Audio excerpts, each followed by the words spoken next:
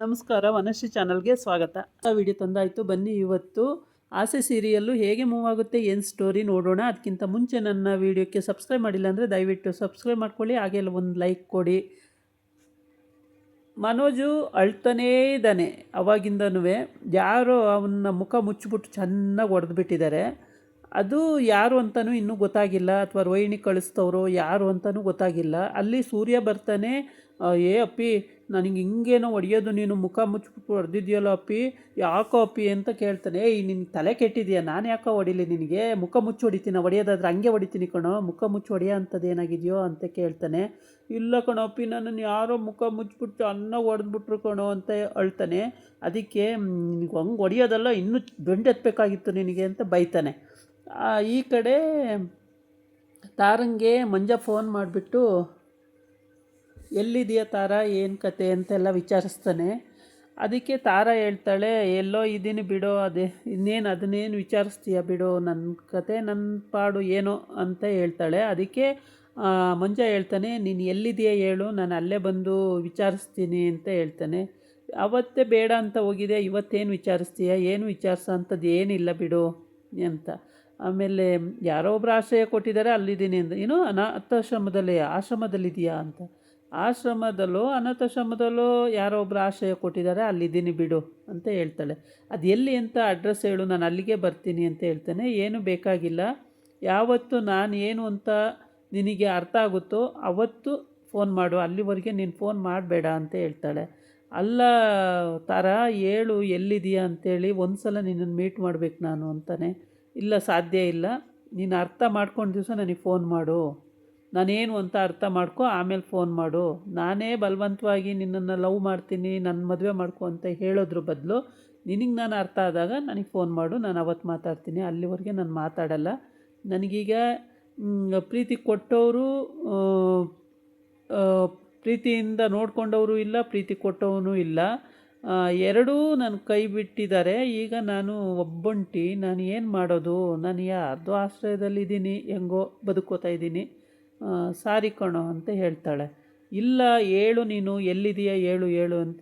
ಆಗಲ್ಲ, ಹೇಳೋಕ್ಕಾಗಲ್ಲ, ನೀನು ಯಾವತ್ತು ತೀರ್ಮಾನ ಮಾಡ್ಕೊಂಡು ನನಗೆ ಫೋನ್ ಮಾಡು, ಅವತ್ತು ನಾನು ನಿನಗೆ ಏನು ಅಂತ ಹೇಳ್ತೀನಿ, ಅಲ್ಲಿವರೆಗೆ ನಿನ್ನ ಜೊತೆಗೆ ನಾನು ಮಾತಾಡಲ್ಲ ಅಂತ. ಅವಳಿಗೆ ತುಂಬ ಬೇಜಾರಾಗಿರುತ್ತೆ. ಇವನು ಇದ್ದಕ್ಕಿದ್ದಂಗೆ ರಿಜೆಕ್ಟ್ ಮಾಡಿಬಿಟ್ನಲ್ವ, ಅದು ಅವಳಿಗೆ ಇರಿಟೇಷನ್ ಆಗಿದೆ. ಸೊ ತುಂಬ ಮನಸ್ಸಲ್ಲಿ ತುಂಬ ನೋವಿದೆ.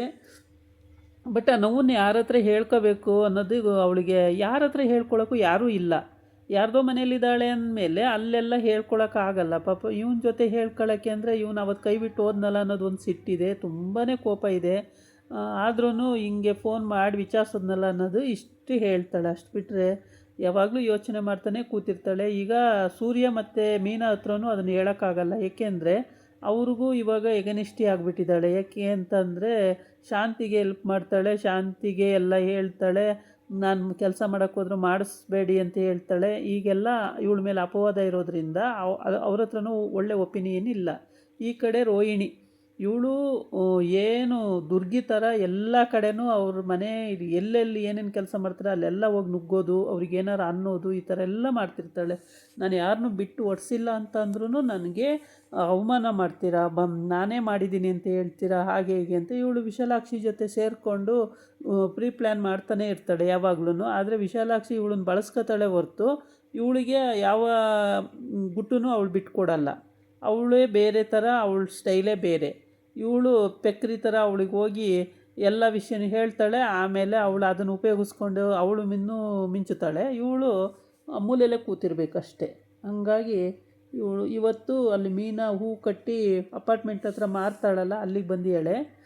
ಅಲ್ಲಿ ಬಂದುಬಿಟ್ಟು ಏನೇನೋ ಮಾತಾಡ್ತಾಳೆ, ಗಡಬಡ ಅಂತ ಮಾತಾಡ್ತಾಳೆ. ಅದಕ್ಕೆ ಐಶುನೂ ಅಲ್ಲಿ ಬಂದಿರ್ತಾಳೆ ಮೀನನ್ನು ಮಾತಾಡ್ಸೋಕ್ಕೆ ಅಂತ. ಐಶುಗೆ ಸಿಟ್ಟು ಬರುತ್ತೆ, ಸರಿ ಬೈತಾಳೆ. ಬೈದ ಮೇಲೆ ನನಗೆ ಹಂಗಂತ ಮಾತಾಡ್ತೀಯ ಐಶು, ನೀನು ಏನು ಮಾತಾಡ್ತೀಯ, ದೊಡ್ಡವರು ಚಿಕ್ಕವರು ಅನ್ನೋದಿಲ್ವಾ ಅಂತ ಕೇಳ್ತಾಳೆ. ನೀನು ಯಾವ ದೊಡ್ಡವಳೆ, ನೀನು ಏನು ಉಳಿಸ್ಕೊಂಡಿದ್ದೀಯ ಅಂತ ನಿನ್ನ ದೊಡ್ಡವಳು ಅಂತೇಳಿ ನೀನು ಬೆಲೆ ಕೊಡಬೇಕು ಅಂತೇಳಿ ಬೈತಾಳೆ. ಅದಾದಮೇಲೆ ಹಿಂಗೆ ಇಬ್ಬರೂ ವಾದ ವಿವಾದ ನಡೆದು ಮೀನಾ ಸುಮ್ಮನೆ ನೋಡ್ತಾ ನಿಂತಿರ್ತಾಳೆ. ತುಂಬಾ ಮನಸ್ಸಿಗೆ ಇರಿಟೇಷನ್ ಆಗಿರುತ್ತೆ. ಬಟ್ ಹೇಳ್ಕೊಳ್ಳೋಕ್ಕೆ ಐಶು ಬೇರೆ, ಅಲ್ಲಿ ಅನಿತಾ ಜೊತೆ ಹೋಗಿ ಅದು ಬೇರೆ ಅವನು ರಾಮಾಯಣ ಮಾಡ್ಕೊಂಡು ಕೂತಿದ್ದಾನೆ. ಇವತ್ತು ಅವಳಿಂದ ಬಿಡುಗಡೆ ಮಾಡ್ಕೊಂಡು ಬರೋಕ್ಕಾಗ್ತಾ ಇಲ್ಲ. ಇಲ್ಲಿ ಐಶು ಒಬ್ಬಂಟಿಯಾಗಿದ್ದಾಳೆ. ಮೀನನ ಜೊತೆ ಮಾತಾಡ್ಕೊಂಡು ಹೋಗೋಣ ಅಂತ ಬಂದರೆ ಅಲ್ಲಿ ಕಲ್ಯಾಣಿ ಒಕ್ಕರ್ಸ್ಕೊಂಡಿದ್ದಾಳೆ. ಅವಳು ಏನೇನೋ ಗಡಬಡ ಅಂತ ಮಾತಾಡಿಕೊಂಡು ಅತ್ಲಾಗಿ ಅವಳು ಹೊರಟೋದ್ಲು. ಅವಳಿಗೆ ಮತ್ತೆ ಮೀನಾ ನಿತ್ಕೋ ಅಂತಾಳೆ. ನಿಂತ್ಕೊಳ್ಳಲ್ಲ, ಅವಳು ಹೊರಟೋಯ್ತಾಳೆ. ಮೀನ ಬಿಡಿ ಹೋಗಲಿ ಐಶ್ವರ್ಯ, ಇನ್ನೇನು ಯೋಚನೆ ಮಾಡೋಕ್ಕೆ ಹೋಗಬೇಡ ಬಿಡು, ಏನೋ ಅವಳು ಬುದ್ಧಿ ಆ ಥರದ್ದು ಬಿಟ್ಟಾಕು ಅಂತಾಳೆ. ಇವಾಗ ಇವಳಿಗೆ ಕನ್ಫರ್ಮ್ ಆಗುತ್ತೆ ಮೀನಂಗೆ ಇದೆಲ್ಲ ಮಾಡಿಸ್ತಾ ಇರೋದೇ ರೋಹಿಣಿ ಅಂತ ಇವಾಗ ಗೊತ್ತಾಗುತ್ತೆ. ಸೂರ್ಯ ಸಿಗ್ತಾನೆ. ಆವಾಗ ಸಂಜೆ ಎಲ್ಲ ವ್ಯಾಪಾರ ಮಾಡಿ ಮನೆಗೆ ಹೋದ್ಮೇಲೆ ಸೂರ್ಯ ಸಿಗ್ತಾನೆ. ಸೂರ್ಯ ಸಿಕ್ಕಿದಾಗ ಸೂರ್ಯನ ಜೊತೆ ಮಾತಾಡುವಾಗ ಹೇಳ್ತಾಳೆ, ಇದೆಲ್ಲ ಮಾಡಿಸ್ತಾ ಇರೋದು ಯಾರು ಅಂದರೆ ರೋಹಿಣಿ ಇರ್ಬೋದು ಅನ್ನೋ ಅನುಮಾನ ಇದೆ ನನಗೆ ಅಂತ. ರೋಹಿಣಿನ ಅವಳೇ ಅಂತೀಯಾ ಅಂತ. ಅವಳು ಖತರ್ನಾಕಿದ್ದಾಳೆ, ಅವಳೇ ಇರಬೇಕು. ಯಾವಾಗಲೂ ಇವನು ಚಿನ್ನು ನನ್ನ ಚಿನ್ನು ಇದ್ದಿದ್ರೆ ಹಿಂಗೆ ಆಗ್ತಿರ್ಲಿಲ್ಲ, ನನ್ನ ಚಿನ್ನು ಇದ್ದಿದ್ರೆ ಹಂಗೆ ಆಗ್ತಿರ್ಲಿಲ್ಲ ಅಂತಾನೆ ಮನೋಜ. ಅವಳೇ ಇರಬೇಕು ಇದೆಲ್ಲ ಮಾಡಿಸಿರೋದು ಅಂತ. ಹೌದು, ರೋಹಿಣಿನೇ, ಇನ್ಯಾರು ಮಾಡಿಸಿರಲ್ಲ, ರೋಹಿಣಿನೇ ಯಾರಿಗೋ ಹಿಂಡು ಕೊಟ್ಟು ಈ ಥರ ಮಾಡಿಸಿದ್ದಾಳೆ. ಭಾಳ ಖತರ್ನಾಕಿದ್ದಾಳೆ. ಬಟ್ ಅವಳನ್ನ ಹ್ಯಾಂಗೆ ಸರಿದಾರಿ ತರೋದು ಅನ್ನೋದೇ ಗೊತ್ತಾಗಲ್ಲ. ಇವನು ನೋಡಿದ್ರೆ ಮನೋಜ ಯಾವಾಗಲೂ ಅವಳದೇ ಜಪ ಮಾಡ್ತಾ ಕೂತಿರ್ತಾನೆ. ಯಾರೋ ಸುತ್ತು ಹೊಡೆದವ್ರೆ ಅಂತ ಹೇಳ್ಬಿಟ್ಟು ಇವತ್ತು ಬೇರೆ ಅಳ್ತಾ ಕೂತಿದ್ದಾನೆ ಅಂತ ಹೇಳ್ಬಿಟ್ಟು ಇದನ್ನೇ ಯೋಚನೆ ಮಾಡ್ತಾ ಬರ್ತಾ ಇರುವಾಗ ಇವರಿಗೆ ಈ ಥರ ಥಾಟ್ ಬರುತ್ತೆ. ಈ ಥರ ಥಾಟ್ ಬಂದ ತಕ್ಷಣ ರೋಹಿಣಿನೇ ಇದಕ್ಕೆಲ್ಲ ಕ್ರಿಮಿನಲ್ ಐಡಿಯಾ ಮಾಡ್ತಿರೋದು ಅಂತ ಪಕ್ಕಾ ಗೊತ್ತಾಗುತ್ತೆ. ಗೊತ್ತಾದ ತಕ್ಷಣ ಮೀನಾ ಆಶ್ಚರ್ಯ ಆಗುತ್ತೆ. ಇಷ್ಟಿಷ್ಟು ದೊಡ್ಡ ದೊಡ್ಡ ಕೆಲಸ ಎಲ್ಲ ಮಾಡಿಸ್ತಾಳೆ, ನಮ್ಮಿಬ್ಬರನ್ನೂ ವರ್ಷಕ್ಕೆ ರೌಡಿಗಳು ಕಳಿಸಿರೋದೇ ಇವಳ ಅಂತ ಹೇಳ್ಬಿಟ್ಟು. ಇವಳ ಮೇಲೆ ಬಂದಿದೆ ಅಷ್ಟೇ, ವಿಶಾಲಾಕ್ಷಿ ಕಳಿಸಿ ಒರೆಸಿರೋದು. ಆದರೆ ಇವಳ ಮೇಲೆ ಅಪವಾದ ಬಂದಿದೆ ರೋಹಿಣಿ ಮೇಲೆ. ರೋಹಿಣಿ ಅದೇ ಹೇಳ್ತೀನಲ್ಲ, ರೋಹಿಣಿ ಬಳಸ್ಕೊಳ್ತಾಳೆ, ಅವಳು ಚೆನ್ನಾಗೇ ಬಳಸ್ಕೊತಾಳೆ. ಆ ಕಡೆನೂ ಶಾಂತಿ ಬಳಸ್ಕೊತಿದ್ದಾಳೆ, ಈ ಕಡೆ ರೋಹಿಣಿ ಬಳಸ್ಕೊತಿದ್ದಾಳೆ, ಮಧ್ಯದಲ್ಲಿ ಆಟ ಆಡ್ತಿದ್ದಾಳೆ. ಅಷ್ಟು ಬಿಟ್ಟರೆ ಇವು ಎರಡು ಪೆಕ್ರಗಳು ಏನು ಗೊತ್ತಾಗಲ್ಲ, ಎಲ್ಲ ವಿಷಯನೂ ಹೋಗಿ ಅವಳಿಗೆ ಹೇಳ್ತವೆ. ಇದಾಗಿತ್ತು ಇವತ್ತಿನ ವಿಡಿಯೋ. ನಾಳೆ ಇನ್ನೊಂದು ವಿಡಿಯೋ ಜೊತೆ ಬರ್ತೀನಿ. ನಮಸ್ಕಾರ.